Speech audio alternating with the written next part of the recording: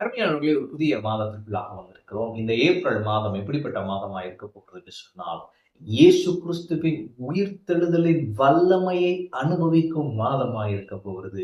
நம்முடைய ஆண்டவராகிய இயேசு பாருங்க, மரித்து 3ஆம் நாளிலே உயிரோடு எழுந்தார்.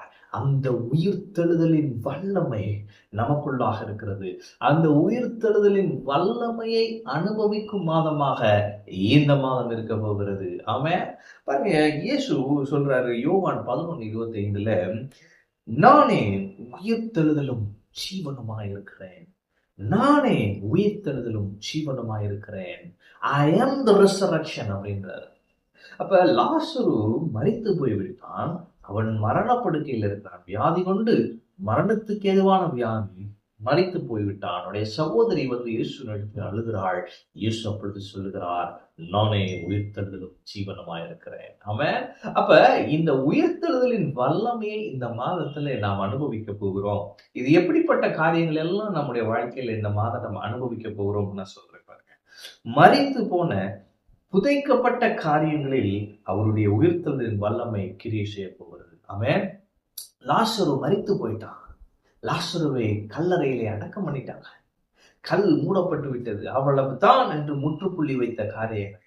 ஆனால் இயேசு வந்து சொன்னார், கல்லை புரட்டி போடுங்கள். ஆமென். அப்ப உங்க வாழ்க்கையில இந்த மாதத்துல மரித்து போன, இனி இதிலே அற்புதம் நடக்காது, இனி இதிலே எந்த காரியமும் செய்ய முடியாது என்று முடிவு கட்டப்பட்ட சில காரியங்கள், புதைக்கப்பட்ட சில காரியங்கள், ஆண்டவர் சொல்கிறார், என்னுடைய உயிர்த்தெழுதலின் வல்லமையை நீ அந்த காரியங்களிலே பார்க்க போகிறாய்.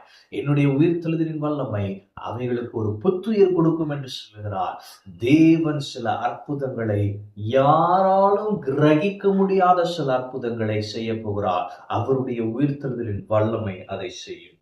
அடுத்து, வெகு தொலைவில் உள்ள அற்புதங்கள் இந்த மாதம் உங்களுக்கு வெளிப்படும். ஆமென்.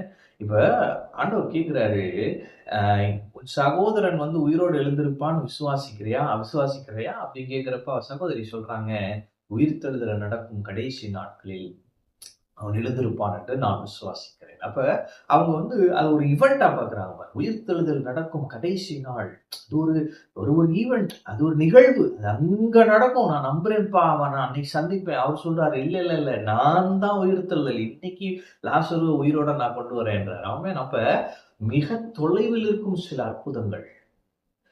வீடு கட்டுறதுக்கு ஒரு 10 வருஷம் ஆயிடும் பிரதர்.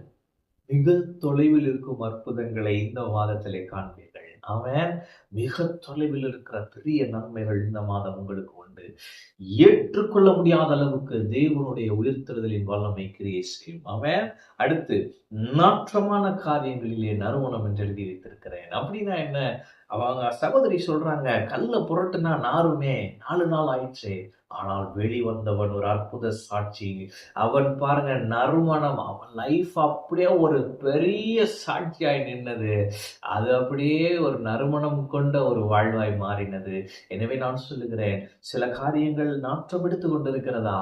உங்க வாழ்க்கையில சில எல்லைகளிலே நாற்றம் எடுக்கிறதா? ஆண்டவர் சொல்லுகிறார், நறுமணம் வீசும். அவன் ஒரு பெரிய சாட்சியை நான் உண்டு பண்ணுகிறேன் என்று சொல்லுகிறார். அவன் அடுத்து, இயற்கைக்கு அப்பாற்பட்ட காரியங்கள். எப்பா, மரித்தவன் திரும்ப வரதெல்லாம் நடக்கிற காரியமா? அற்புதம்லாம் நடக்கிற காரியமா? இஎம்ஐ எல்லாம் உடனே கட்டுறதெல்லாம் நடக்கிற காரியமா? கடன் எல்லாம் நீ அடைக்கணும்னா, அதுவும் உனக்கு இருக்கிற கடனு, உனக்கு இருக்கிற காசை வச்செல்லாம் நடக்கிற காரியமான்னு சொன்னாரு. இயற்கைக்கு அப்பாற்பட்ட காரியங்கள் நடக்கும். ஆமென். அப்ப இந்த உயிர்த்தெழுதலின் வல்லமையை அனுபவிக்கும் மாதத்திலே, இயேசு கிறிஸ்துவின் உயிர்த்தெழுதலின் வல்லமையை அனுபவிக்கும் இந்த மாதத்திலே, இயற்கைக்கு அப்பாற்பட்ட அற்புதங்கள் உங்களுக்கு உண்டு.